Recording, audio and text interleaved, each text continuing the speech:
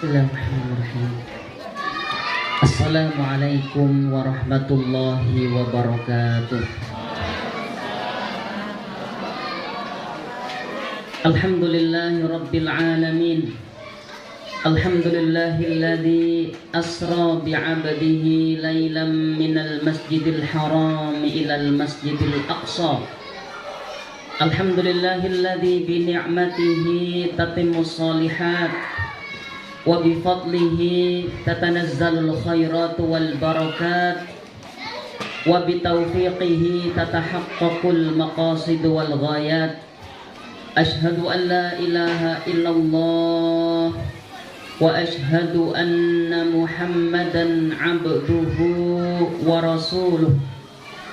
Allahumma salli wa sallim wa barik ala sayyidina Muhammad sallallahu alaihi wasallam, al-fatih lima ughliq, al-khatim lima sabaq, nasiril haqqi bil haqq, wal hadi ila siratillahil mustaqim, wa ala alihi wa ashabihi haqqa qadrihi wa miqdarihil azim.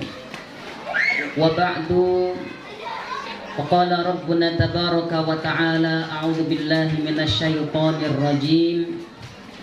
Subhanalladzi asra bi'abdihi laylan minal masjidil haram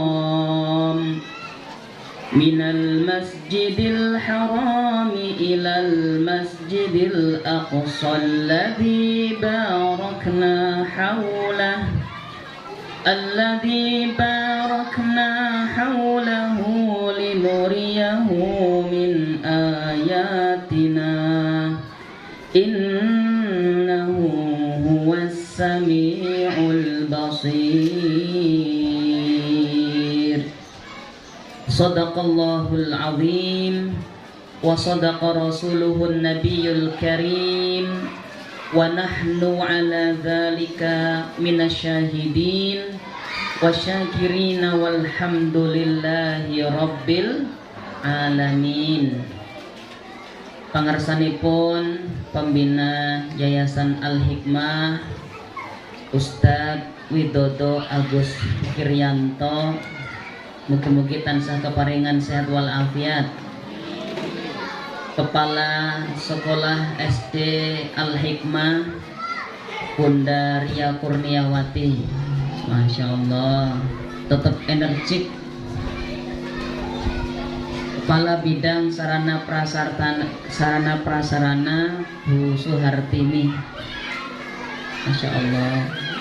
Ugi Bapak Ketua RT Pak Kholik, kalian poro kasepuhan, para tamu undangan, Bapak Ibu yang dirahmati Allah Subhanahu wa ta'ala, serta semua anak-anakku yang semoga selalu disayang Allah Tabaraka wa ta'ala. Hari ini alhamdulillah cerah nggih, secerah hati kita semuanya, amin. Semoga yang hadir di majelis ini, yang tadi berangkat masih membawa gelisah, Allah hilangkan kegelisahannya. Yang di rumah meninggalkan banyak masalah, Allah berikan solusi atas semua masalahnya. Yang masih rodok greges-greges masuk angin, semoga nanti pulang sehat semua. Dan yang masih punya tanggungan utang, semoga habis ini lunas semuanya. Mesti yang paling rame yang terakhir. Alhamdulillah. Niki saderengipun nyuwun ngapunten rati telat, napa telat banget nih Bu? Wow, jam 7:30 saking Purworejo, perkiraan pas jam 09, tapi ternyata banyak kerukan-kerukan di jalan raya jadi rodok ndedel. Semoga kita semuanya diberikan Allah kelapangan hati nggih, boten sami grundel-grundel. Nah, ini temanya Isra Mi'raj, tapi sekaligus tarhib Ramadan. Kula selama perjalanan muter niki materine sing ngendi dhisik niki. Tapi semoga walaupun ini dua tema besar, tapi bisa mewakili kita semuanya mendapatkan persiapan terbaik untuk nanti bertemu dengan bulan agung, bulan Ramadan Al-Mubarak. Tanpa melupakan kita masih di bulan Rajab, bulan yang oleh Allah disebut dengan Ashhurul Hurum, salah satunggaling wulan-wulan ingkang mulya. Bila para ulama niku mengistilahkan pilih bulan Rajab niku Syahruz Zara'. Ini perkataan Imam Al-Balkhi. Rajab Syahruz Zara', wa Sya'ban Syahruz Saqi, wa Ramadan Syahrul Hasad atau Syahrul Hisad. Napa niki maknane? Bulan Rajab itu bulan nanam, bulan Sya'ban yang akan datang itu bulan nyirami, bulan Ramadan saatnya panen raya. Panen apa niki kinten-kintene? Ganjaran, panen pahala. Makanya kalau ada orang di Rajab nggak nanem, kira-kira kalau petani kok nggak nanem, panen boten? Nggak bakal panen. Nanam tapi nggak dirawat, nggak disiram, kira-kira sukses panennya atau gagal panennya? Kita nggak mau termasuk golongan yang nggak panen ataupun yang gagal panen. Kalau ada seorang atlet lari maraton, lombanya nanti bulan Juni, itu biasanya sejak Januari sudah latihan tiap pagi, lari muter-muter berkilo-kilo, biar nanti kalau saatnya datang hari perlombaan bisa menang, dapat piala. Padahal niku namung piala dunia, piala ning alam donya. Nah, kita ini mau memperebutkan piala surga. Tapi nek mboten diemut-emut ke, ndak sering-sering diingatkan, jarang yang persiapan. Akhirnya masuk bulan Ramadan, itu yang ada cuman ngelak, ngeleh, ngeluh. 3 eng. Sebab apa? Karena ndak persiapan. Makanya peringatan Isra Mi'raj sekaligus mengingatkan persiapan kita nanti di bulan Ramadan. Insya Allah itu akan kita bahas dalam kajian siang hari ini. Sampun sami siap napa dereng niki? Alhamdulillah. Nah, apa saja yang harus kita siapkan mumpung di bulan Rajab agar kesiapan di bulan Ramadan nanti maksimal? Yang pertama, persiapan kita jadikan akhir Rajab dan Sya'ban ini menjadi Syahrut Taubati wal Istighfar, bulan memperbanyak tobat dan istighfar. Napa coba diulangi? 1, bulan memperbanyak dan istighfar. Kenapa kok harus tobat? Kenapa harus istighfar? Padahal kaya ini dosa cilik-cilik, ditinggal pakai wudhu dosanya berguguran. Loh, apakah kita istighfar itu nunggu dosa dahulu? Nunggu dosa dulu apa enggak Bapak Ibu? Yang jawab kursi ya. Nah, oke, tak sebelumnya saya tanya dulu nih ke Bapak Ibu, pada punya dosa enggak sebenarnya ini? Lain jawab lambok sing temoto gitu, alon-alon mawon rasa terlalu semangat. Motor nuwun nggih. Masya Allah. Fit. Ada manis-manisnya. Oh, oleh mineral nggih. Oh, berarti nanti yang manis datang sendiri. Nah, apa tadi sampai mana ini? Gara-gara dapat fit lupa ini.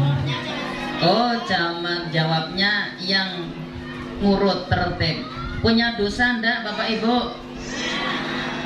Sedikit apa banyak? Banyak aja apa banyak sekali? Cuman sekali aja apa udah berkali-kali? Nah, itu tandanya imannya masih menyala. Kalau orang kok merasa dirinya masih banyak dosa, imannya masih menyala, perlu disyukuri. Yang bahaya itu kalau merasa dirinya tidak punya dosa. Bisa jadi malah sebenarnya dosanya udah terlalu banyak sampai nutupi hati nuraninya. Maka dia merasa nggak punya apa? Nggak punya dosa. Lah ini kesing bahaya. Tapi saya lihat Bapak Ibu, sebenarnya tadi kalaupun nggak pada jawab, saya sudah tahu kok. Bapak Ibu itu sekali pandang dari wajahnya itu minimal banyak, satu dosanya, dua masalahnya.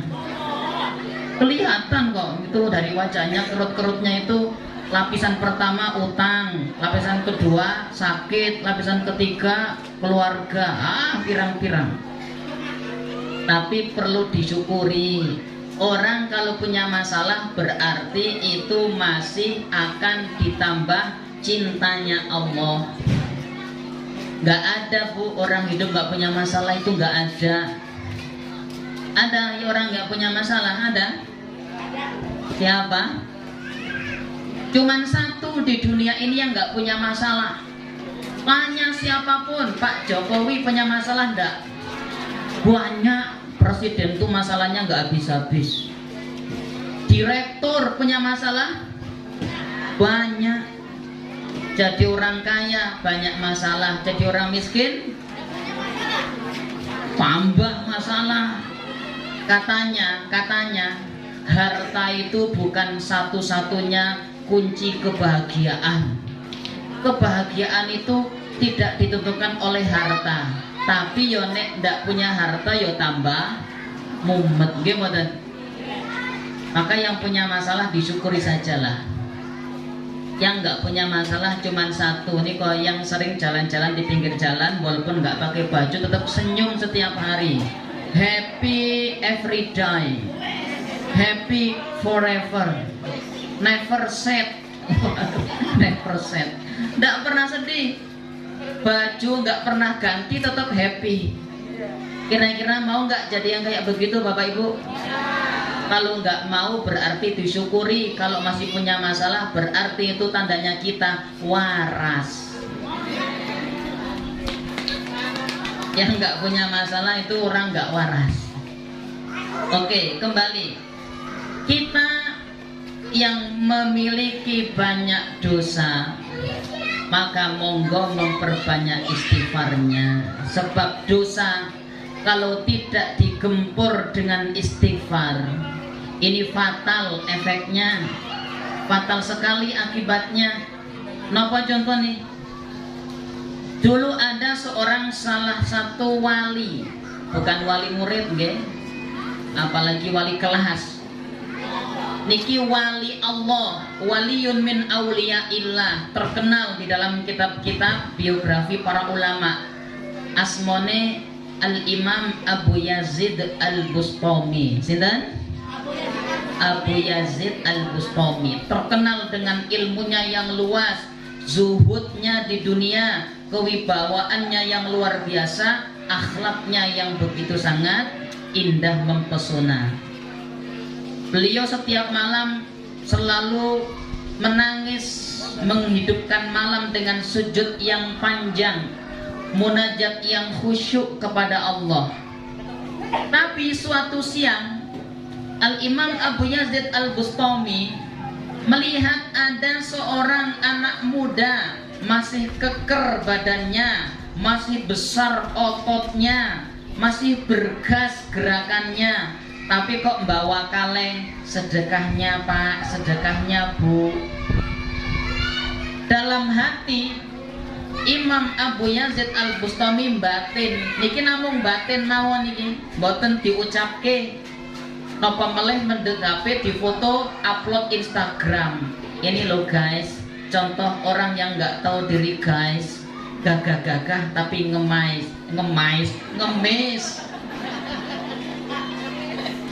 Tidak diupload di Instagram, tidak dimasukkan di dalam TikTok, diucapkan saja mboten, cuman dibatin. Allah, enom-nom ngemis ra ngerti isin.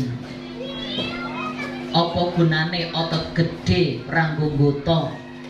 Apa gunane awak sehat tapi sedekahi Pak, sedekahi Bu, hina ndak mulia. Itu hanya di batin.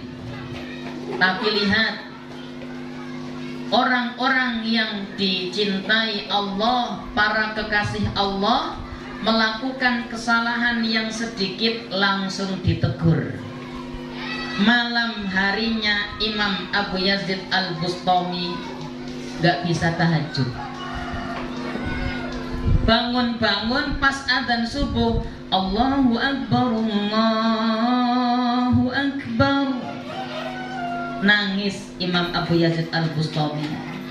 Ya Allah, kok bisa-bisanya hamba ndak kebangun?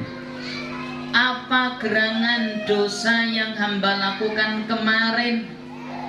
Kok sampai-sampai engkau haramkan mata ini dari munajat dan tangisan yang panjang dalam sepertiga malam? Imam Abu Yazid Al-Bustami boten wungu, boten tahajud, nangis.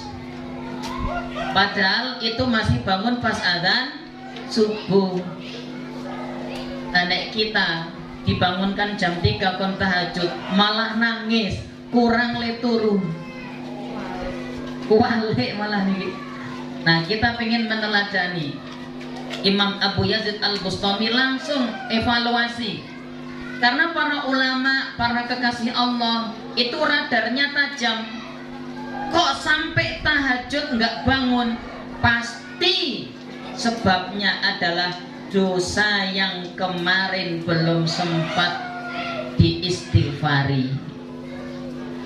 Jadi kalau kita kok nggak bisa bangun malam, itu jangan nyalahkan jam beker, jangan nyalahkan istri nggak bangunin, salahkan dulu diri kita kemarin melakukan dosa apa. Itu para ulama salafus soleh selalu yang dituduh pertama adalah dosa apa yang kemarin aku lakukan. Beliau kemudian ingat, oh kemarin aku sempat berburuk sangka kepada seorang anak muda yang gagah badannya tapi bawa kaleng keliling, sedekahnya Pak, sedekahnya Bu. Padahal belum tentu orang itu ngemis buat dirinya. Dalam syariat Islam tidak boleh ngemis kecuali 3 golongan manusia. Yang pertama, siapa yang boleh ngemis? Meminta-minta. Orang yang dalam misi perdamaian, mendamaikan dua kabilah besar yang saling berseteru, tapi untuk mendamaikan mereka diperlukan biaya besar. Orang dengan misi membawa perdamaian boleh meminta-minta. Demi misi apa?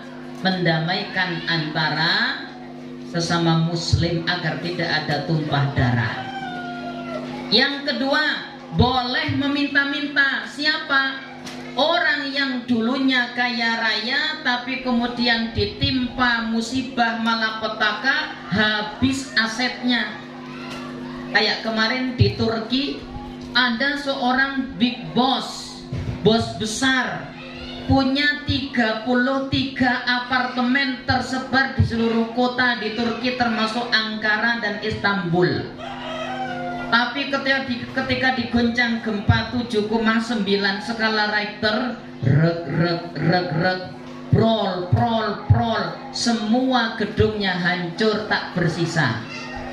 Kemarin bos besar kaya raya, dalam hitungan menit menjadi seorang yang miskin papa dan mama. Sekarang kemana dia? Nyadong-nyadong ke kamp pengungsian satu, ke kamp pengungsian berikutnya untuk bertahan hidup dan mendapatkan makanan. Masya Allah. Orang seperti itu boleh, tapi meminta-minta sekedar untuk menahan agar tahan hidup, bukan mengembalikan asetnya balik 33 apartemen lagi, bukan. Yang ketiga, boleh meminta-minta. Siapa? Orang yang sangat miskin papa mendapatkan keterangan dari beberapa orang tetangga menyatakan ini memang layak dibantu karena kemiskinannya. 3 orang ini saja yang boleh meminta-minta. Selain itu, kok nyadong-nyadong, minta-minta, yang dimakan adalah api neraka. Makanya ini anak muda barangkali dia meminta-minta, bisa jadi karena ingin mendamaikan dua kabilah yang sedang berselisih. Tapi buruk sangka itu ternyata lebih dulu masuk ke dalam jiwa dan pikiran Imam Abu Yazid Al-Bustami, sehingga terhalang dari nikmatnya sholat tahajud. Besoknya minta maaf, ditemui lagi si anak muda. Setelah mereka maaf-maafan, nikmatnya tahajud kembali beliau rasakan. Makanya Bapak Ibu, kalau kita kok misalnya udah berhari-hari nggak bisa bangun malam, itu monggo dievaluasi. Apa dosa yang tadi aku lakukan sebelum tidur? Apa dosa yang kemarin sore aku lakukan dan belum aku gempur dengan istighfar? Makanya kalau mau tidur udah nggak usah megang HP, apalagi scroll-scroll Instagram. Biasanya akan muncul gambar-gambar, foto-foto aurat-aurat yang tidak halal. Kalau itu dinikmati menjelang tidur, dijamin jam 3 nggak akan bangun. Dijamin sholat tahajud nggak akan bisa dia dapatkan rasa manisnya. Kenapa? Karena dosa mata yang terlalu tebal belum sempat digugurkan dengan istighfar. Nah, kalau kita pengen nanti bulan Ramadan ibadahnya nikmat, rasanya ringan melaksanakan amal soleh, mulai sekarang perbanyak istighfar. Astaghfirullah Rabbal baraya, astaghfirullah minal khotoya, astaghfirullah Rabbal baraya, astaghfirullah minal khotoya. Maknyes napa mboten? Ya Allah, jadi ingat dosa-dosa, kita iktiraf kepada Allah. Ini yang pertama, perbanyak istighfar dan taubat. Ibu-ibu kalau di rumah sambil istighfar, nyetrika sambil istighfar, gosong mboten kain bajunya apa disetrika kira-kira niku? Mi, ini kok gosong? Oh, apa tadi sambil istighfar? Ada yang begitu? Tidak ada. Bapak nyetir mobil, naik motor sambil istighfar, bakal nabrak pagar apa enggak? Kalau enggak istighfar malah mungkin bisa nabrak pagar. Apalagi di lampu merah, dilalah dari arah sana ada yang rodok bening. Wow, bening, ren, nabrak truk. Tapi nak istighfar ada yang bening, astagfirullah. Gak jadi matanya jelalatan, malu sama Allah. Makanya ibu di rumah nanti mulai hari ini langgengkan istighfar. Sambil setrika astagfirullah, astagfirullah. Sambil masak astagfirullah. Sreng Rabbal baraya sreng astagfirullah. Sreng minal khotoya sreng. Kan saya ini Bu, tambah iramane malah. Tapi nek pas bapak tiba-tiba bilang, Bu, sini dong, astagfirullah. Jangan gitu ya. Jadi istighfar bukan hanya untuk menggugurkan dosa, tapi siapa saja yang ingin dipilih Allah menjadi para kekasih Allah itu harusnya rajin istighfar setiap saat, setiap waktu. Daripada dibuat ngerumpi, mendingan dibuat apa? Istighfar. Sambil ngopi, sambil istighfar. Saged mboten? Seret. Astagfirullah, astagfirullah. Astagfirullah, astagfirullah. Kalau wingi wonten sing kalih rokok. Astagfirullah. Astagfirullah. Tasbih rokok, Pak. Dia kalau megang rokok langsung ingat istighfar. Hebat tenan ini. Astagfirullah. Ini mau tanya ke MUI, hukum rokok nggak jadi haram kalau begitu. Kenapa? Oh ini tasbih Pak. Sambil nyedot, lepas. Astagfirullah. Lepas semuanya ya. Nah kita ya setiap hembusan nafas dikeluarkan. Astagfirullah. Astagfirullah, astagfirullah. Ini kalau nanti pulang dari sini menuju rumah masing-masing sepanjang jalan istighfar, kira-kira dapat berapa kali istighfarnya? Ya tergantung, nek saya ke Purworejo ya ribuan itu nanti. Makanya ngapunten iki Pak, tahadduts bin nikmah. Kita ini minimal punya kayak beginilah. Nih, ini namanya tasbih digital. Kalau dipegang otomatis nyetrum sini. Astagfirullah, astagfirullah, astagfirullah. Nek dilepas lali. Dipegang astagfirullah, astagfirullah. Ngeten niku. Makanya kenapa para ulama itu bawa tasbih, dulu itu banyak bawa tasbih. Dengan dipegang tasbih nyetrum di lidah. Nek nggak dipegang lupa, pas dipegang langsung astagfirullah, astagfirullah, astagfirullah. Ngeten niku. Murah meriah hanya 10.000 rupiah. Pesan di Shopee. Ini barang sederhana, murah, tapi bisa membawa kita masuk jannah. Ini nanti pokoknya pesan semuanya ini di Shopee ya, saya nggak jualan. Ada seorang ulama besar, muridnya Imam Asy-Syafi'i rahimahullah, namanya Imam Ahmad bin Hambal. Imam Ahmad bin Hambal muridnya sekali buka pengaosan pengajian yang datang 5.000 orang, padahal nggak ada mikrofon. Kok ya paham? Karena itulah berkahnya ilmu. Walaupun nggak ada mikrofon, yang di luar pun ikut paham. Nah, beliau itu suatu malam dalam perjalanan jauh pingin pulang ke rumahnya, kecapean, mampir ke masjid. Habis sholat rebahan, tiduran rebahan. Mau bilang telentang takut salah paham. Telentang, telen sendok, telen paku. Rebahan. Niatnya nek kata wong Purworejo ngelurus ke geger. Napa ngelurus ke geger niku napa? Ya pokoknya istirahat lah. Baru juga mak takmir itu kok Pak, maaf tidak boleh tidur di masjid, monggo keluar silahkan.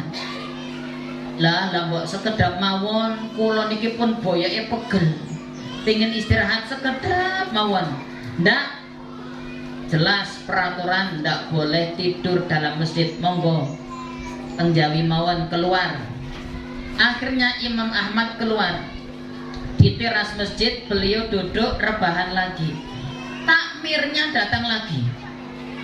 Yang kali ini nggak pakai babi buba, langsung tarik kakinya. Udah dibilang jangan tidur di masjid. Apa nggak punya kuping sampean? Tarik kakinya, dorong badannya, hampir-hampir Imam Ahmad terjatuh.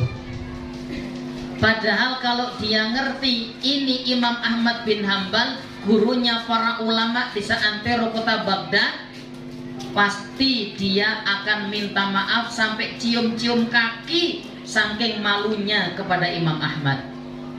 Tapi Imam Ahmad tidak mau buka identitas. Beliau nurut saja, ya udah kalau nggak boleh saya pergilah. Imam Ahmad mau pergi, lah kok ternyata di depan masjid itu ada seorang tukang roti yang dari awal memperhatikan, ini kok kasihan bener nih orang nih, cuman mau rebahan sebentar aja kok ya diusir, pakai kasar pula cara ngusirnya. Akhirnya tukang rotinya ngawe-ngawe, Pak, sini kalau mau istirahat di tempat saya saja, nyaman, bisa tiduran, bisa ngopi saya buatkan, bisa makan kue anget, ini baru saya buat adonannya buat sampean, monggo-monggo. Akhirnya Imam Ahmad mampir di rumah si tukang roti. Si tukang roti sambil sibuk membuat adonan diperhatikan, dilihat oleh Imam Ahmad. Lisannya terus membaca istighfar, tangannya sibuk buat adonan, tapi lisannya astagfirullah, astagfirullah, astagfirullah, astagfirullah, astagfirullah. Tidak ada putus-putusnya. Imam Ahmad penasaran, wahai tukang roti yang baik, sejak kapan Anda merutinkan baca istighfar seperti itu? Oh, sudah lama. Lah terus apa manfaatnya yang Anda rasakan? Apa buahnya yang Anda dapatkan? Ini cerita buat jenengan saja, ini rahasia. Semenjak saya melanggengkan bacaan istighfar ini, tidak pernah saya berdoa memohon suatu hajat keperluan kepada Allah, kecuali gak lama setelah itu Allah datangkan apa yang saya butuhkan. Proposal saya selalu lancar, gak pernah mandek-mandek. Imam Ahmad, Masya Allah, respect sekali, luar biasa, berarti ini kekasih Allah nih. Lajeng itu pembuat rotinya bilang, cuman ada satu doa yang sampai sekarang Allah belum kabulkan. Hah? Apa yang Anda minta kepada Allah sampai sekarang kok belum dikabul? Saya sudah lama sekali minta kepada Allah agar bisa ketemu langsung melihat wajahnya Imam Ahmad bin Hambal. Nah ternyata mana Imam Ahmad? Lah itu lagi ngopi di depannya itu. Imam Ahmad kaget, absyir, berbahagialah wahai tukang roti, ana Ahmad bin Hambal, aku Ahmad bin Hambal sekarang di depanmu. Jadi ternyata dari tadi Imam Ahmad diseret kakinya, didorong badannya sampai hampir terjatuh itu gara-gara Allah cuman ingin mengabulkan doanya si tukang roti. Makanya Bapak Ibu kalau pingin hajat-hajatnya, kebutuhan-kebutuhannya itu diijabah oleh Allah, jadilah kita semuanya ahlul istighfar. Allah akan cinta. Kalau sudah Allah cinta, namanya kekasih. Apapun yang diminta oleh kekasihnya pasti dikasih enggak? Dikasih. Kalau udah kadung cinta, apapun requestnya pasti diusahakan agar bisa dipenuhi. Makanya kalau yang sudah cinta itu kok Allah jatuh cinta ke kita, apa yang kita perlukan Allah bakal hadirkan. Bapak Ibu perlu apa hari ini dan hari-hari ke depan? Punya keperluan gak sama Allah? Tidak ada yang jawab. Banyak. Ada yang pengen umroh, ada yang pengen haji, ada yang pengen tadi bayar utang, ada yang pengen anaknya biar hafal Quran, ada yang pengen bla bla bla bla, banyak sekali. Kalau pengen itu semuanya cepat dikabul oleh Allah, jadilah kita ahlul istighfar. Ahli istighfar itu ibadahnya jadi ringan, sholatnya jadi khusyuk, diberikan taufik, kemudahan melaksanakan amal-amal soleh yang berikutnya, yang berikutnya, yang berikutnya. Mulai sekarang jadilah ahlul istighfar sampai nanti rasakan bulan Ramadan kita menjadi bulan yang amat sangat istimewa. Kerasa manisnya, kerasa indahnya. Kenapa? Karena hati kita dipenuhi dengan cinta kepada Allah. Jelas nggak dereng ini? Itu yang nomor satu. Sekarang yang nomor 2, persiapan menyambut bulan Ramadan. Monggo sareng-sareng kalau tadi sudah istighfar, sekarang berhentilah melakukan perbuatan dan kebiasaan maksiat kepada Allah. Minimal dikurangi. Yang biasanya maksiat mulai akhir Rajab ini pelan-pelan di stop. Ya memang tidak mudah kalau sudah jadi kebiasaan, tapi kalau minta kekuatan kepada Allah semuanya akan dimampukan. Ada dosa-dosa yang sulit dihindari, nah itu dengan istighfar. Tapi dosa-dosa yang sudah mengkhawatirkan harus di stop, jangan diteruskan. Dan yang paling berbahaya Bapak Ibu ini sebenarnya adalah dosa-dosa hati malah. Kalau dosa mata, dosa jari-jari itu masih bisa digempur dengan istighfar. Tapi dosa hati kalau tidak segera kita insaf, kadang-kadang istighfar itu tetap efeknya tidak seketika. Napa contohnya dosa hati yang jarang-jarang kadang kita nggak nyadar. Ada namanya penyakit hati, hasad, iri, dengki. Ini kadang-kadang tidak kita sadari, tapi manjing ada dalam hati kita. Makanya ibadah kadang tidak nikmat. Kenapa? Masih menyimpan iri dengki kepada sesama muslim. Tetangganya beli kulkas, lah kok kita yang kedinginan. Tetangga beli kompor, lah kok sini yang kepanasan. Tetangganya beli parabola, kita terpaksa beli paramek. Lalu sakit kepala. Tetangganya dapat hadiah iPhone Pro Max, kita terpaksa beli Pro Max. Ke warung, kenapa? Asam lambung naik melihat tetangga HP-nya baru. Itu berarti ada yang salah. Apa? Ada iri, ada dengki yang bersarang dalam hati kita. Imam Al-Ghazali mengatakan biasanya iri dengki serai itu hanya menjangkiti orang yang seprofesi. Biasanya nih Bu, namanya tukang bakso irinya sama. Ada nggak tukang bakso iri sama tukang cilok? Tidak ada. Tukang bakso iri sama tukang bakso, tukang ojek online irinya sama sesama ojek online. Apa jenenge kae? Gojek irini sama Grab. Alfamaret irinya sama Indomaret. Pun sami apalah. Nah, Pak Guru irinya sama, ya Pak Guru. Bu Guru irinya sama, sama-sama guru. Pak Ustadz irinya sama, Pak Ustadz juga. Tapi tidak ada yang lebih bahaya selain irinya para ustadz, para kiai, para ulama.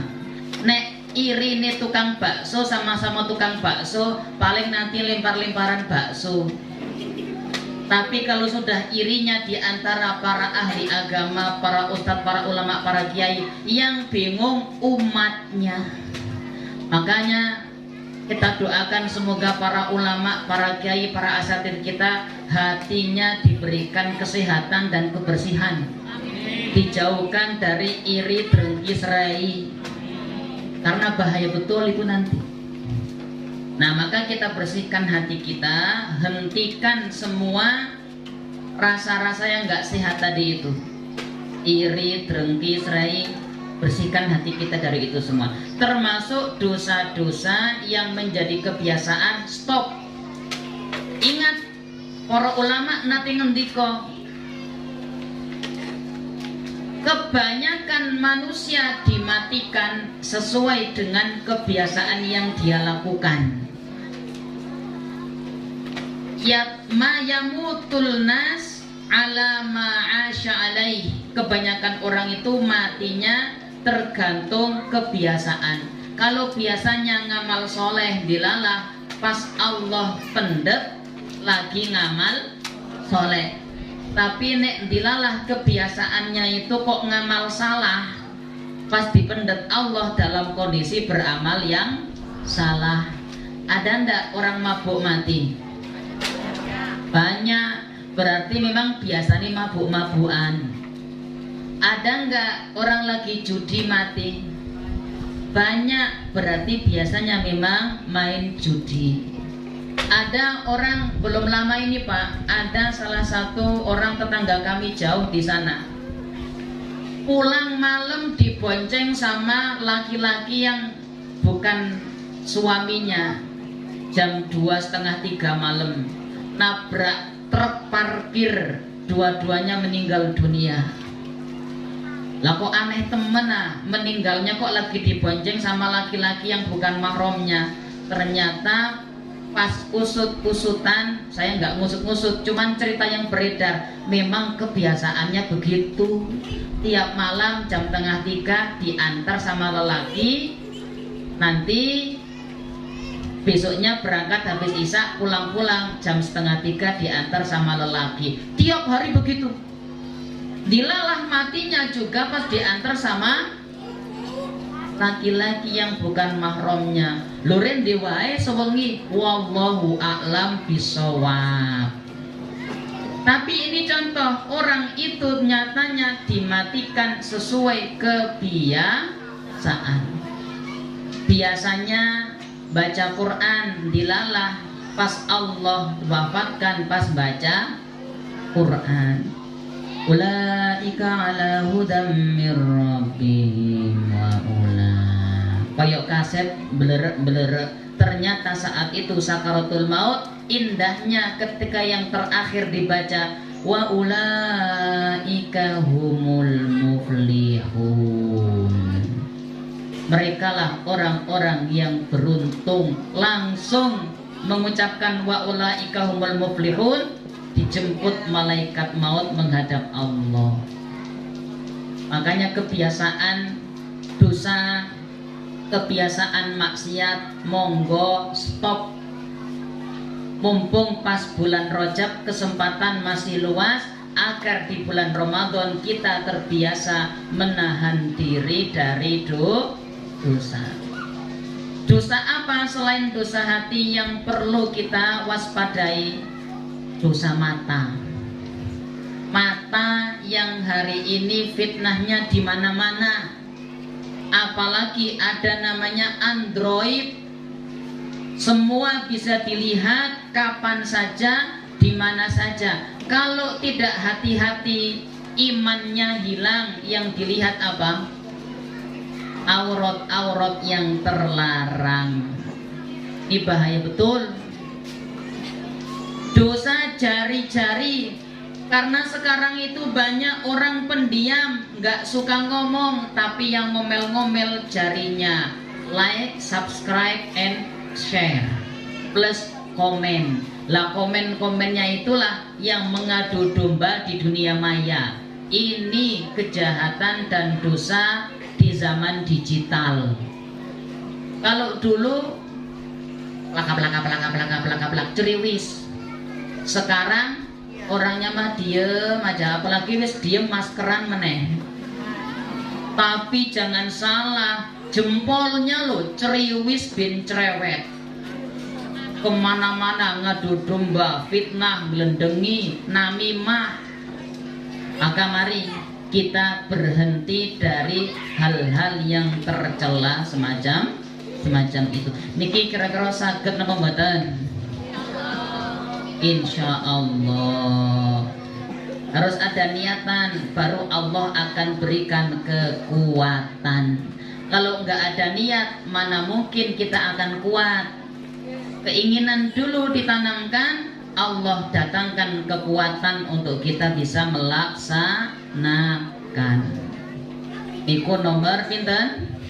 Kali. Dosa kepada diri sendiri dihindari, apalagi kok dosa kepada orang lain. Di zaman Rasulullah ada seorang curhat, ya Rasulullah, kawula niku enten tonggo ibu-ibu solehah banget. Nek malam sholat tahajudnya lama, kalau siang sering melakukan puasa.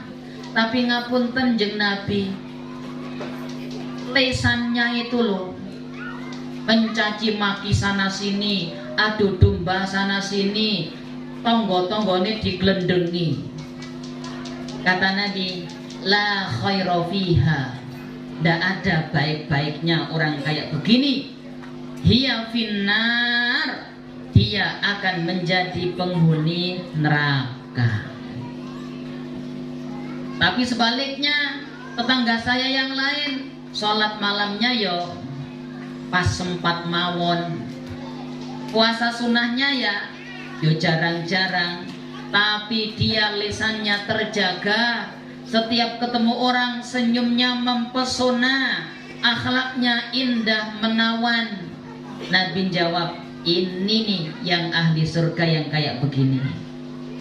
Mila ngapunten Bapak Ibu menawi pas kumpul-kumpul nggih, niku jangan dijadikan perkumpulannya perkumpulan makan daging saudara. Napa niku maksudnya? Ghibah glendengi. Napa meleh ibu-ibu nek lagan sami mboten niki lagan jenenge niku. Nek wonten pas hajatan niku ibu-ibu sami ngariyung, gotong royong ngiris-iris berambang, potong-potong cabe, marut-marut klopo, niku jenenge napa tuh mriki? Oh rewang.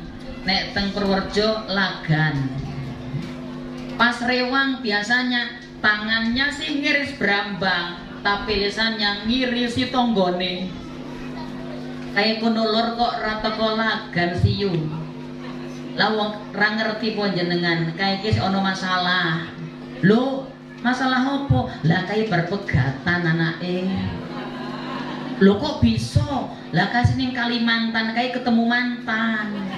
Merembet sana, malah bawangnya woto. Ndak jadi diiris, tetangganya yang nangis-nangis. Milo mangke ibu kalau pas rewang beto solatip. Di solatip itu apanya? Kalau ndak bawa solatip, pakai solatip yang syar'i. Napa niku? Istighfar sambil ngiris bawang, astagfirullah. Tapi yo terus jangan ngirisnya ikut astagfirullah. Kapan rampungi? Astagfirullah. Yuk kayak parutan, astagfirullah. Yuk coba kayak piring, astagfirullah. Nyong maneh. Nah, ini baca istighfar setiap saat, setiap waktu, berhenti dari melakukan kebiasaan dosa. Ini kira-kira berat apa berat sekali? Kok ndak ada yang jawab, tak tinggal Bali nanti ini ya. Berat apa ringan? Ringan apa berat? Oh piye, dua-duanya ringan tapi berat. Nah, inilah ya. Yang nomor berapa itu 2 nggih? Sakniki nomor 3. Apa yang nomor 3? Agar kita nanti terbiasa dengan ibadah maksimal di bulan Ramadan. Monggo mulai hari ini di akhir Rajab perbanyak amal solehnya, ditingkatkan amal solehnya. Terutama apa? Sholat 5 waktu lambok yang disiplin. Terutama wahai kaum lelaki yang merasa lelaki, yang nggak merasa ngantuk-ngantuk sih rapopo. Yang merasa lelaki, ingat sunnahnya baginda Rasulullah sholat 5 waktu itu tempatnya di mana? Pun sami terang jadi di masjid. Tapi kira-kira kita sudah menghidupkan sunnah baginda Nabi atau belum? Kadang-kadang. Alhamdulillah nek kadang-kadang. Ada di sebuah kampung masjidnya magrong-magrong tapi ndak pernah ada azan. Kur Jumatan tok. Salat 5 waktu. Ada sih simbah-simbah wis watuk-watuk adzan subuh. Allahu Akbar, Allahu Akbar. Yo dia yang adzan, dia yang qomat, dia yang ngimami, dia yang mimpin zikir, jamaahnya jin. Kok sebuah kampung tidak didirikan sholat jamaah? Istahwadha alaihimus syaiton. Yang akan mendominasi di kampung itu adalah setan-setan. Makanya biasanya ngapunten, kalau ada kampung jarang ada sholat jamaah, jarang adzan berkumandang, nanti ada duit kuah ilang atusan-atusan ewu tok sing dipilih ya. Bengi-bengi kae kok kaya ono sing mabur. Lah, berarti ono sing ngutuyul. Lah kae ucuk-ucuk ono babi ngepet. Ucuk-ucuk pas rondo, lah kok ada yang terbang-terbang. Ya wajar, maklum ndak pernah ada kumandang azan. Wajar maklum setannya banyak, lawang ndak pernah ada yang ngaji Quran. Ya wajar maklum ada tuyul-tuyul. Sebab apa? Nggak ada yang melaksanakan sholat jamaah. Kalau setannya aja berani muncul, apalagi setan manusianya tambah banyak lagi. Makanya masjidnya dihidupkan, sholat jamaahnya diramaikan. Saguh napa mboten niki bapak-bapak? Sing jawab kok ibu-ibu. Oh maksudnya ibu-ibu ke nek bapak nggak hadir mau ditendang mangkat ramangkat awas engko bengi ra ono jatah. Oh ini ya, apalagi memang buahnya Isra Mi'raj itu sholat 5 waktu. Ketika naik di langit pertama, Rasulullah Shallallahu Alaihi Wasallam ketemu dengan bapak kita semua, Nabi Adam alaihi salam. Tingginya 30 meter, lebar badannya 3,5 meter. Itulah nanti postur penduduk surga seperti itu. Jadi kalau sekarang tidak terlalu tinggi, tidak apa-apa. Udah syukuri apa yang ada. Hidup adalah anugerah. Nggak usah gersulo ya Allah, masa kula kok pendake pol kayak ngene ya Allah, tak ganti rogo sup memawon apa ra iso. Syukuri saja, ndak lama nanti semuanya tingginya 30 meter, ganteng cantik maksimal, muda selama-lamanya dalam surga. Sing penting hatinya ada iman. timbangi artis-artis Korea yang glowing, putih, ganteng, cantik, langsing, tapi nggak punya iman di dalam hati. Ya, sekarang mereka mempesona, wajahnya putih, glowing, luar biasa, tapi di hari kiamat kalau nggak ada iman, yauma tabyaddu wujuh wa taswaddu wujuh. Orang-orang kafir nanti pada hari kiamat wajahnya menghitam, kotor, burek, tidak ada glowing-glowingnya. Tapi kalau orang iman, dijaga imannya, rajin ibadahnya, lambok kelahiran Afrika Selatan. Kalau yang malam hari kok jalan koyok kelambi mabur, Pak, saking hitamnya. Kalau tersenyum cuman koyok gigi terbang, ndak kelihatan wajahnya, saking ireng tuntengnya luar biasa. Tapi kalau punya iman, di surga mereka menjadi tampan seperti Nabi Yusuf alaihissalam. Yang penting dijaga iman, dijaga ibadah. Makanya Rasulullah melihat Nabi Adam tengok kanan sambil tersenyum, tapi pas tengok kiri beliau menangis. Rasulullah bertanya, wahai Jibril, ini kenapa kalau tengok kanan dia tertawa, tengok ke kiri dia menangis? Kata malaikat Jibril, dia kalau tengok kanan melihat anak keturunannya yang masuk surga, dia tersenyum bahagia. Tapi kalau tengok kiri dia melihat anak cucunya yang masuk neraka, dia sedih sampai menangis sebegitu rupa. Mugi-mugi kalau jenengan termasuk yang ada di sebelah kanannya Nabi Adam. Semuanya masuk sur. Kok kayak ini rasa semangat masuk sur. Boten transit rumiin. Wong namanya transit itu tetap capek, gimana? Kalau ada mah tiketnya direct saja, direct langsung ke swarga. Nah, setelah berjumpa Nabi Adam, Rasulullah diperlihatkan orang-orang yang disiksa. Salah satunya ada orang sedang tiduran terbaring melumah. Nek mau rebahan saat ini apa? Melumah, nggak telentang nanti salah lagi. Melumah.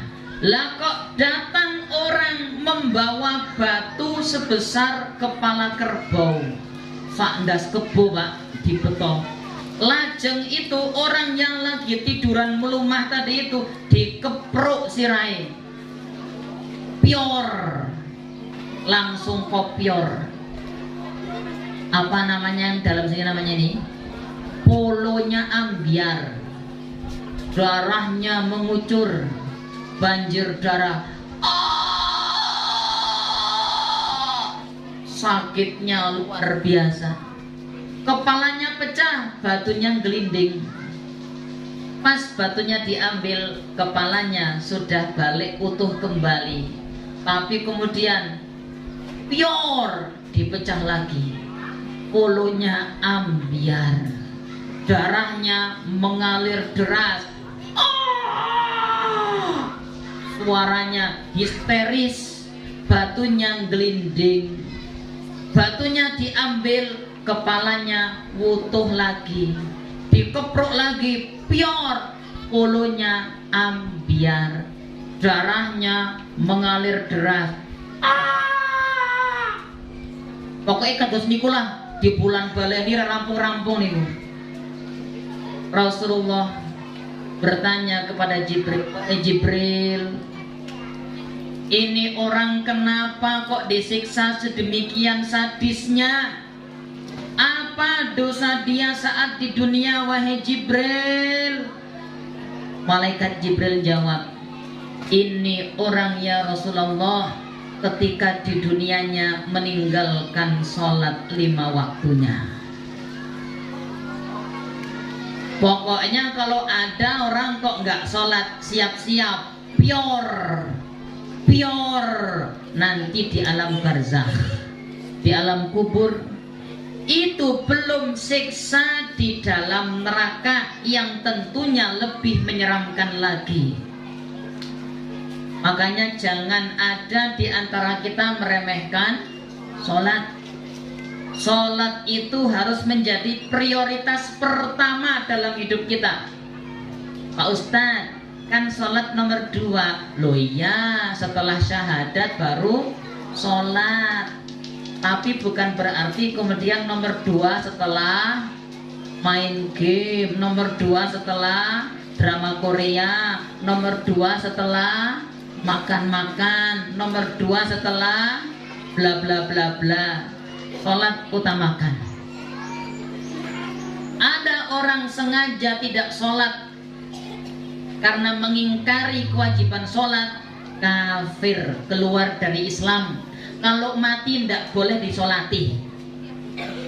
Itu kalau dia terang-terangan mengatakan sholat nggak wajib.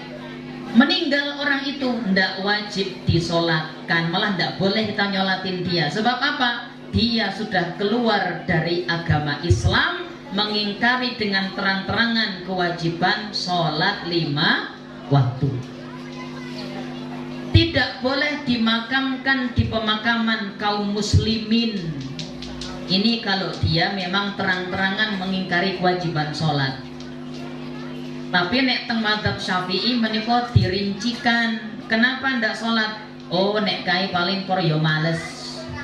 Kalau alasannya cuman males, maka dia masih dihukumi sebagai muslim, boleh disolatkan, boleh dikafankan, boleh dimakamkan di pemakaman kaum muslimin, tapi dia menghadap Allah dengan membawa dosa besar.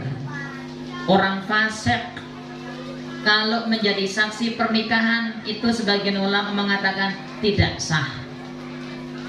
Ada anak gadis mau nikah, saksinya siapa neng? Saksinya Pak Le. Pak Leir atau sholat tidak bisa jadi saksi. Menurut pendapat para ulama. Kenapa? Karena dia orang fasik. Untuk menjadi saksi harus orang yang adil, taat kepada Allah. Nah ini, makanya Bapak Ibu, kita jadikan rumah tangga kita rumah tangga yang indah. Jangan pernah ada yang sholat di nomor 2 kan. Termasuk anak-anak perlu dilatih dari kecil. Ngapunten yang anaknya sudah menginjak usia 7 tahun, harus telaten bapak dan ibunya 5 waktu anaknya harus diajak sholat. Ingat usia berapa? 7 tahun. Nek sebelum 7 tahun mungkin ya Allah melas temen asik kelenter-kelentering sholat subuh kadang los, tidak terlalu masalah. Tapi kalau sudah 7 tahun sampai 10 tahun bapak ibu masih teledor, jangan salahkan kalau nanti dia SMA, kuliah, sudah berkeluarga, sholatnya sering bolong-bolong. Kenapa? Usia 7 sampai 10 tahun itulah usia yang sangat direkomendasikan membentuk kesadaran sholat untuk anak-anak. Makanya Rasulullah mengatakan, muru auladakum bisolati wahum abna'u sab'in. Perintahkan anak-anak kalian sholat saat usianya menginjak 7 tahun. Maksudnya 5 waktu full. Jam 12 siang kok tidak kelihatan di masjid, di rumah nggak ada, walah mancing, harus dicari, dibawa pulang, suruh sholat. Jangan dibiarkan, alah engkau yo bali bar maghrib. Bali bar maghrib, sholat duhurnya di mana? Sholat asarnya kemana? Jangan diremehkan. Mulai usia 7 tahun sampai 10 tahun Bapak Ibu. Setahun berapa hari? Nek hitungan hijriah 360 hari. hitungan Masehi 365 hari. Maka Bapak Ibu mengingatkan anaknya yang usia 7 tahun untuk sholat minimal sebanyak 5.400 kali dalam setahun hitungan Hijriah, dan 5.475 kali dalam hitungan kalender Masehi. Kok ketemu hitung-hitungan seperti itu dari mana? 7 tahun sampai 10 tahun 3 tahun. 3 tahun kali 5 kali 3 berapa? 15 kali 360 ketemu 5.400 kali. Harus telaten, harus sabar, sebab Allah berfirman, wa'mur ahlaka bis-sholati wastabir 'alaiha. Perintahkan keluargamu, anak-anakmu, istrimu sholat dan bersabarlah. Kalau kita bisa sabar di 3 tahun ini, insya Allah lepas itu anak-anak otomatis mau dia belajar keluar kota, keluar negeri, setiap ada panggilan Allahu Akbar, Allahu Akbar, otomatis dia ngambil wudhu, datang ke masjid tanpa disuruh-suruh. Tapi kalau di usia 7 sampai 10 kok teledor, nanti saatnya dia sudah kuliah, pulang balik ke rumah liburan, subuh-subuh kok ndak bangun. Pas dibangunin sama mamahnya, sama ibunya malah ngamuk, sik ngantuk, engko awan wae. Nah, kamu itu udah balik, nanti masuk neraka loh kalau ndak sholat. Ibunya, mama gitu amat sih mak.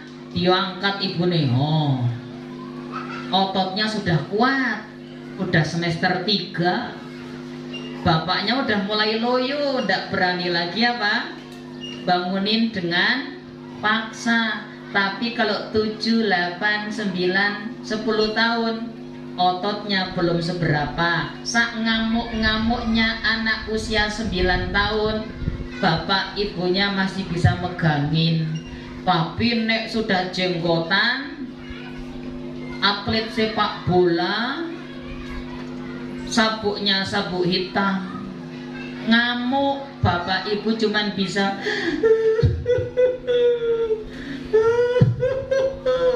tapi hari itu penyesalan tidak ada gunanya. Namanya penyesalan memang selalu di akhir, yang di awal namanya pendaftaran. Mending nyesal apa daftar? Nah sekarang pendaftaran, jadikan anak-anak kita, daftarkan jadi anak yang soleh, rajin sholat. Iki kinten-kinten jelas nopo dereng? Kalau anak kita bapak ibu sholatnya terjaga, jamaahnya terjaga, otomatis efeknya apa?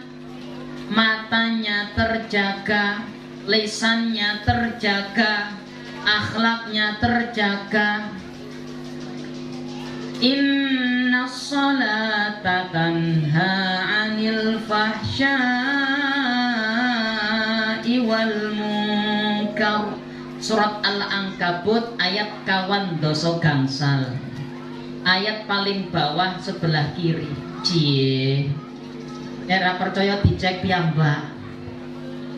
Laksanakanlah sholat, karena sholat yang benar, yang berkualitas itu pasti akan menghalangi pelakunya yang sholatnya itu dari perbuatan keji dan mungkar.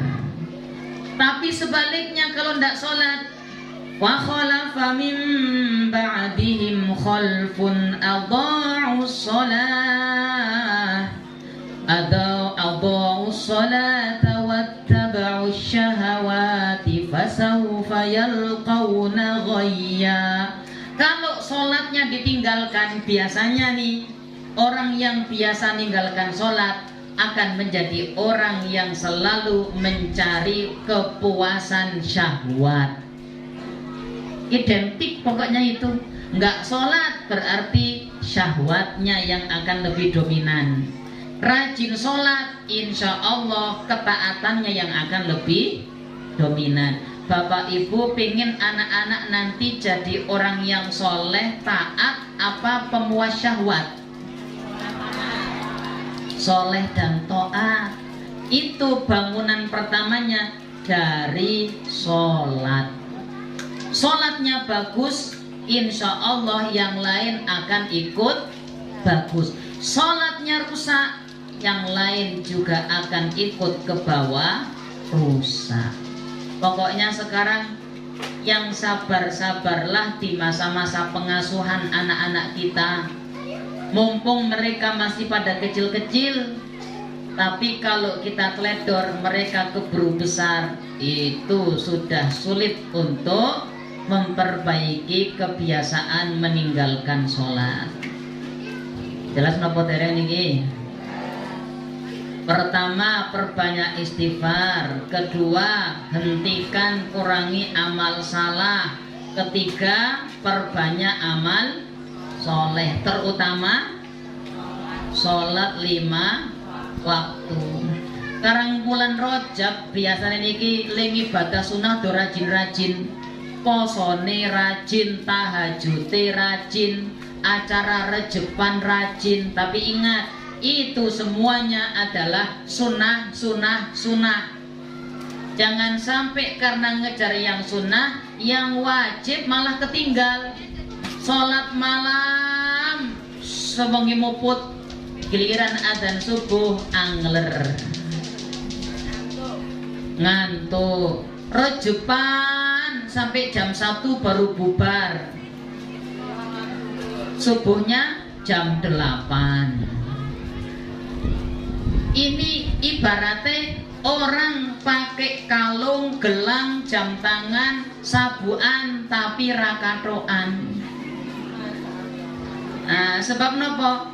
Yang sunnah dirajini, tapi yang wajib ditinggalkan. Jangan kebalik, tetap yang wajib yang paling utama. Kadang-kadang ibu-ibu nggih gara-gara alasannya nyuci piring, bapak manggil-manggil, bu sini bu, sik lho pak piringnya sik pirang-pirang. Bu Rene, sik lho pak piringnya sik pirang-pirang. Lah iya pirang-pirang lah, wong asane karo nyanyi. Nyanyi ini gimana biasanya? Nek astagfirullah sih mendingan. Nyanyi ini nggak jelas, bapak pun stres. Yang sunnah dikerjakan, yang wajib malah ditinggalkan. Ternyata bapak cuma pingin buatin kopi. Bapak kok perintah buatin kopi. Buatkan kopi itu hukum aslinya mubah, tapi kalau yang perintahkan suami jadinya denger ndak ini ibu-ibu nih, kalau suami pingin kopi hukumnya apa? Wajib dibuatkan. Kok nggak dibuat? Dosa. Ojo malah nyente-nyente. Opo meneh iki? Kopa kopi. Rin kan nonton iklan nih, kopi cap cangkir. Bune gawe knawat wedang, ngelak. Lah, kuwi tangane ono arep nggo ngapa kuwi tangane gawe dewek. Wis tak sediake kopi cap cangkir kae ning dapur. Dosa mboten nek kaya niku. Dosa. Makanya amalan yang nampaknya sederhana ternyata pahalanya luar biasa. Ini perlu kita paham ilmunya. Tak niki nomor sekawan. Pun mulai kipas-kipas saja, pun mulai panas.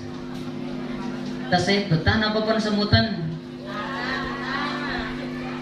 Arak selonjor kok ya angin, napa meleh rong lonjor tambah ra bisa. Nek lesehan biasane monggo sing sempun semuten selonjoran ra apa-apa. nek kurang rong lonjor nggih monggo. Tak niki ternyata VIP kursian semua. Alhamdulillah. Sing ngantuk ketara dadine. Nah, nomor 4, amalan apa yang perlu kita perbanyak? Perbanyaklah berdoa. Terutama doa agar kita disampaikan di bulan Ramadan. Allahumma barik lana fi Rajabah wa Sya'bana wa ballighna Ramadana waghfir lana dzunubana. Menika nek teng Purworejo kaya niku. Nek teng Semper pripun? Sami. Allahumma barik lana fi Rajabah wa Sya'bana wa balighna Ramadana. Iki doa diajarkan Rasulullah kepada siapa? Para sahabat. Diturunkan kepada kita, dibaca bulan Rajab, Sya'ban, dumugi Ramadan. Ya Allah, berkahi kami di bulan Rajab. Ya Allah, berkahi kami di bulan Sya'ban. Ya Allah, panjangkan usia kami agar bisa bertemu berjumpa bulan Ramadan. Perlu kita sering-sering berdoa. Kenapa? Karena nyatane banyak nggih orang H-1 menjelang bulan Ramadan ketimbalan kalian Gusti Allah. Bahkan menjelang malam Ramadan ternyata Allah panggil untuk menghadap, belum sempat ketemu bulan Ramadan. Kita berharap semuanya panjang umur, ketemu Ramadan semuanya. Senes Ramadan iki senes Ramadan bulan Ramadan. Lan termasuk tiang-tiang ingkang dipilih Allah menjadi al-muttaqin, orang-orang yang bertakwa yang dirindukan surga. Makanya nek persiapannya kok tidak maksimal niku nek goleki salat tarawih biasane sing dipadosi sing cepet. Tapi nek persiapannya cukup, yang dicari yang khusyuk. Kalau di Mesir sholat tarawih itu rata-rata sejuz. Hampir di semua masjid sejuz. Pertama-tama biasanya teng Indonesia 7 rakaat 7 menit. Allahu Akbar, dolin, Allahu Akbar, sami'allahu liman, Allahu Akbar, dolin. Biasanya ngebut, lah kok tekan Mesir. Alhamdulillahi Rabbil Alamin, Ar-Rahmanir Rahim, Maliki Yaumiddin. Tartil rangkepane Alif Lam Mim. Dalikal kitabu la raiba fi. Krungu dalikal kitab gemeter. Walah, tekan jam piro iki engko tarawih. Baru dapat 2 rakaat, dengkule goyang gaying. Lama-lama kula toleh memburi, kok do kabur teman-teman itu. Ya karena biasane madosi sing cepet Formula 1. Nek arak tarawih ning nggonku musala, pokoke ra bakal rugi lah. Sik kumanan film Nini Pelet, Mak Lampir. Soalnya imame itu membaca Fatihahnya 1 nafas. Wih, langsung sing liyane mboten gelem kalah. Ning nggonku wae. Pokoknya F1 imamnya nggak pakai nafas. Lha piye imam nggak pakai nafas? Tapi kalau hatinya sudah siap, badannya sudah siap, jiwanya siap, dosanya sudah semakin banyak yang digugurkan, Lambo imamnya mau baca 10 juz, tetap kita di belakang santai mawon. Kok santai? Saya ngasuh. Ustadz Hanan Attaqi niku senior kawula teng Kairo rumiyin. Ustadz Hanan Attaqi kenal mboten? Kapan kenalane? Sok kenal sok dekat. Itu pernah cerita, saya dulu pernah main ke tempat teman-teman, katanya teman-teman Aceh itu punya wilayah sendiri dulu. Itu namanya di Matoriah, namanya daerah provinsi Matoriah. Itu khusus teman-teman Aceh ngumpul biasanya di situ. Pada ngapal Quran, pada setoran. Saya mampir ke rumah teman-teman, terus diajak sholat taraweh. Dikira sholat tarawehnya kayak umumnya masjid-masjid di Mesir 1 juz. Ternyata di masjid itu semalam 10 juz. Mulai ba'da isya selesai menjelang adzan subuh. Ustadz Hasan Hanan Attaqi niku paham yang dibaca sama imam. Lawong LC kok. Jurusan ini buatan kalian itu jurusan tafsir malah niku. Tapi di rokaat yang kesekian goyang gaying dengkule.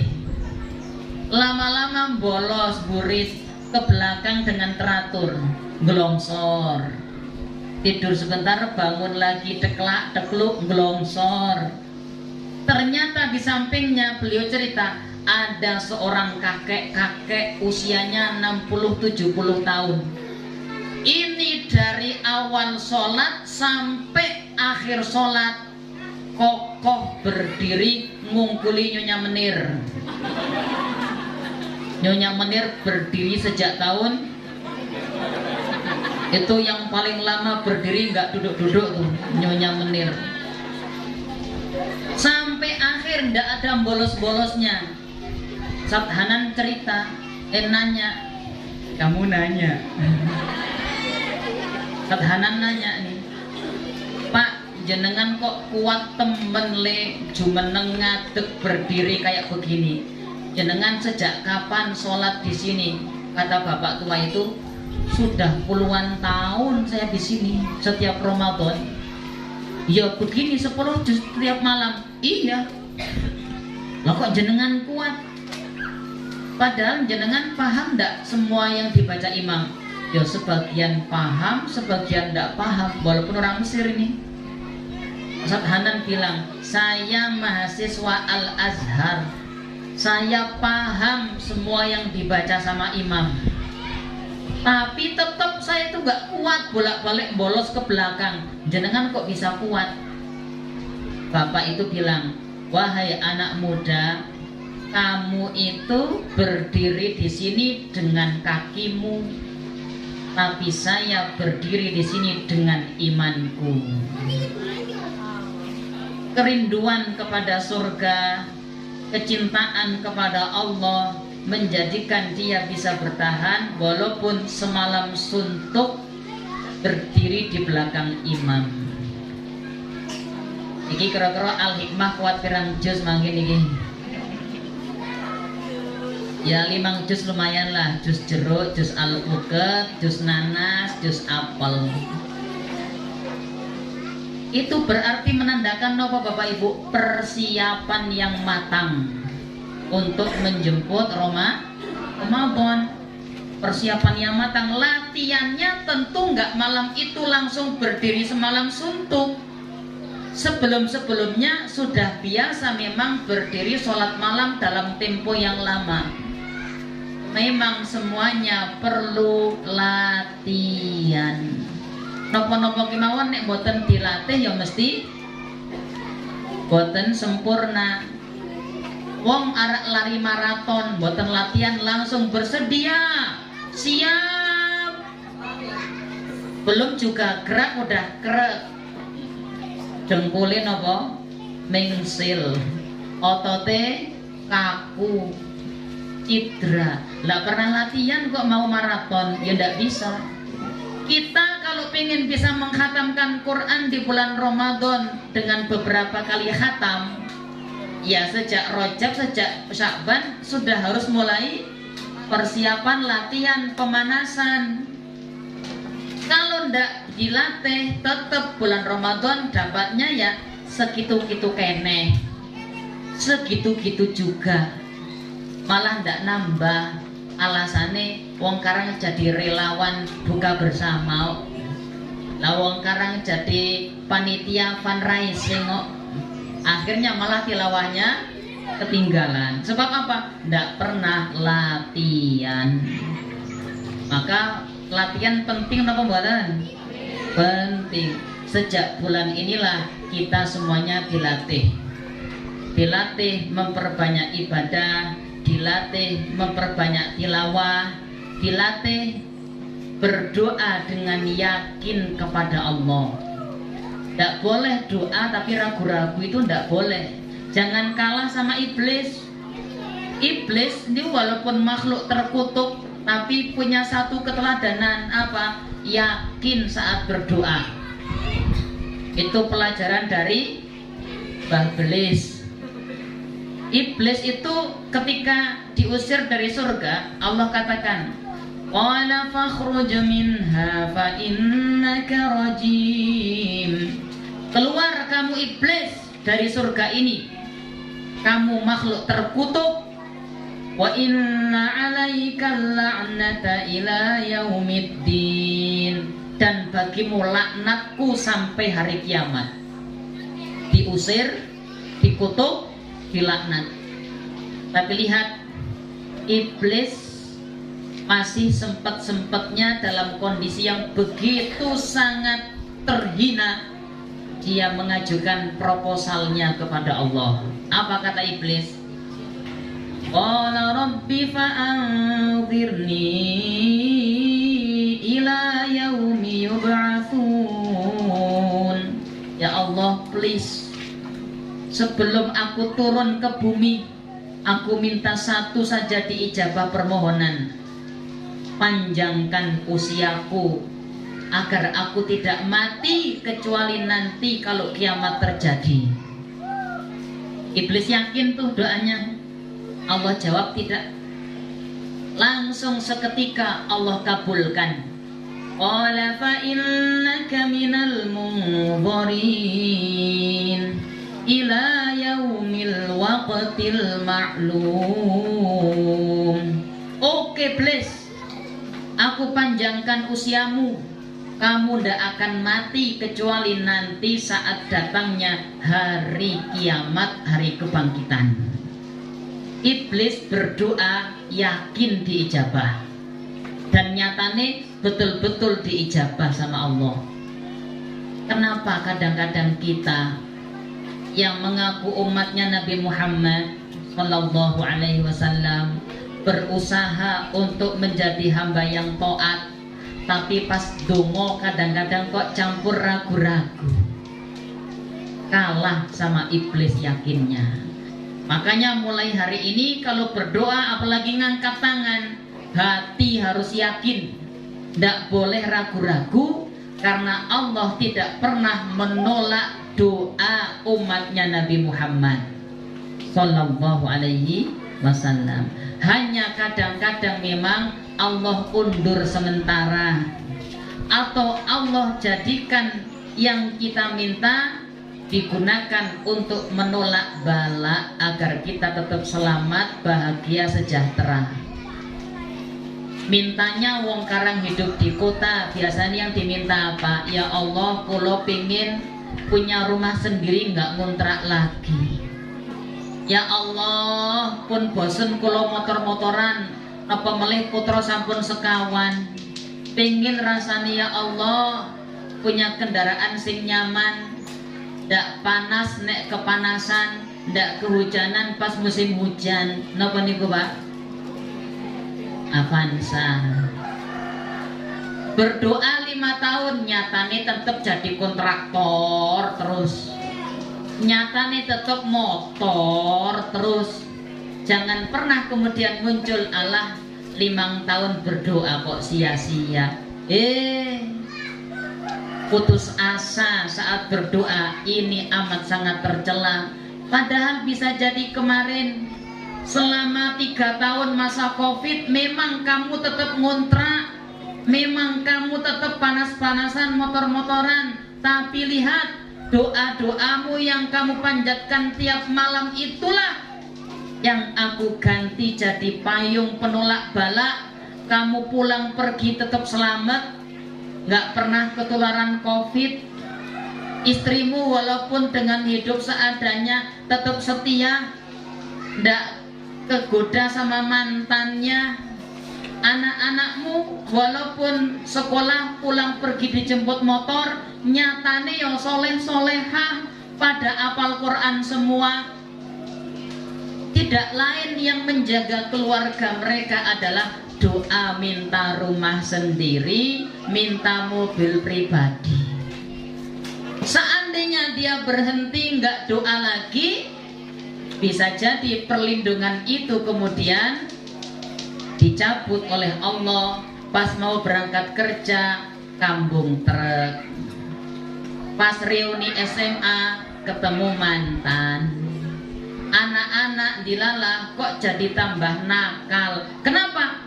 Dia tidak tahu, nggak sadar selama bertahun-tahun yang melindungi keluarganya, doa minta ini minta itu yang memang Allah kabulkan dengan berupa penjagaan. Jangan pernah merasa doaku nggak dikabul. Nggak ada doa orang mukmin nggak dikabul, nggak ada. Semuanya dikabul sama Allah. Kalau kemudian terucap, oh doaku sia-sia, saat itu yang sudah Allah siapkan tinggal diturunkan, tahu-tahu di cancel semua. Dan saat itu murka Allah lah yang kita dapatkan. Sudah didapat, yang dapat murka Allah, yang harusnya segera mau turun di cancel sama Allah. Itu kalau kita ragu-ragu, apalagi sampai berburuk sangka dalam berdoa. Maka yakin hatinya ketika mengangkat tangan, ya Allah, aku mohon ya Allah, semoga semua anak-anakku Engkau pilih menjadi orang-orang yang alim, paham agama, yang hafal Al-Quran, manfaat untuk umat, kelak di akhirat membanggakan baginda Nabi Muhammad. Doanya seperti itu.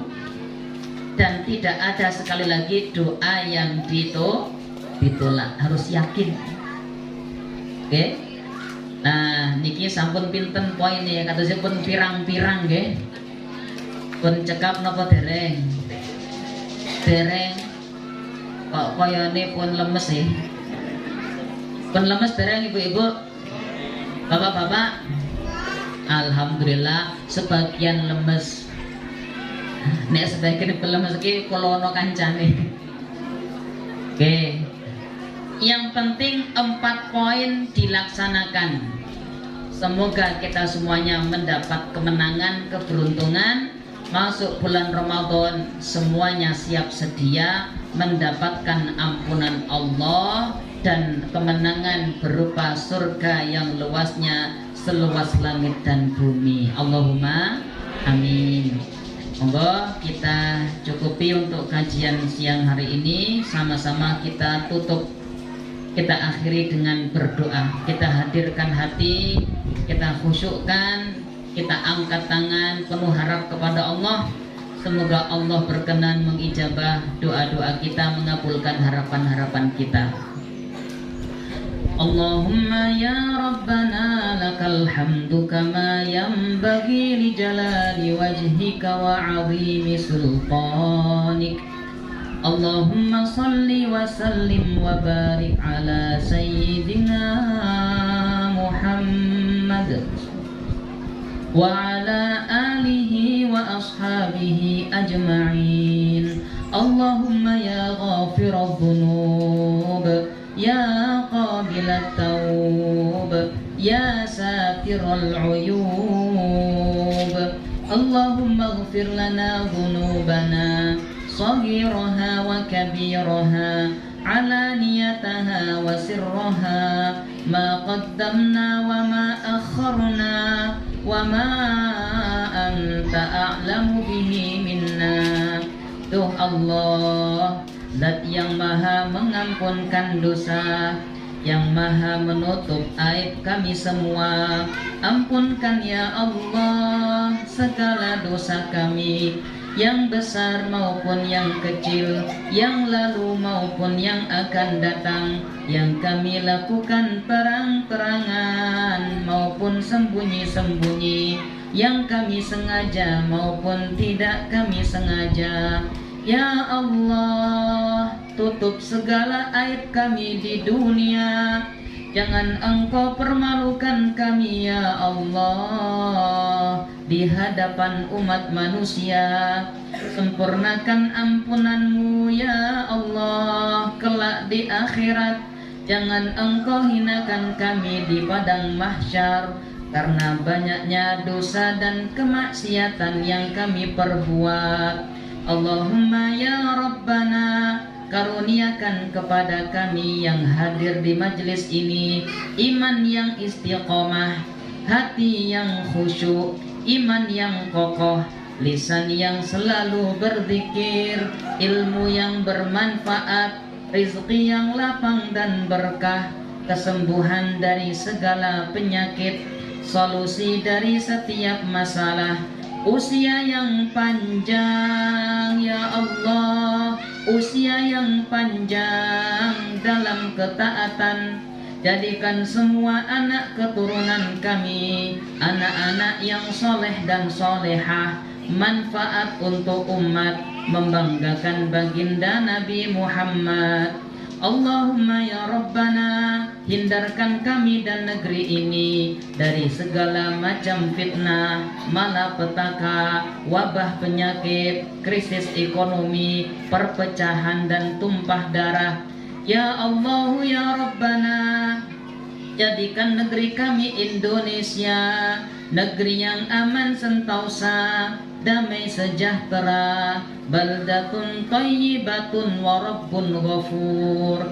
Allahumma barik lana fi Rajab wa Sya'ban wa ballighna Ramadan waj'alna minal muttaqin. Ya Allah, berkahi kami di bulan Rajab ini, berkahi kami di bulan Sya'ban nanti, sampaikan usia kami di bulan Ramadan yang mulia. Masukkan kami ke dalam hamba-hambamu yang bertakwa, orang-orang yang dirindukan oleh surgamu ya Rabbal Alamin, ya Akramal Akramin, ya Arhamar Rahimin. Wa sallallahu ala sayyidina Muhammad wa ala alihi wa ashabihi ajma'in. Wa akhiru da'wana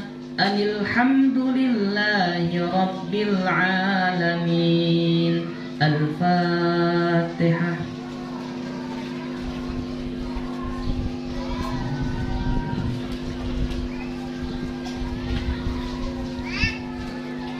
Makatan yang bisa kawula aturaken, mugi-mugi Allah ridho lan manfaat kagem kula panjenengan sedaya. Ihdinas siratal mustaqim. Assalamualaikum warahmatullahi wabarakatuh.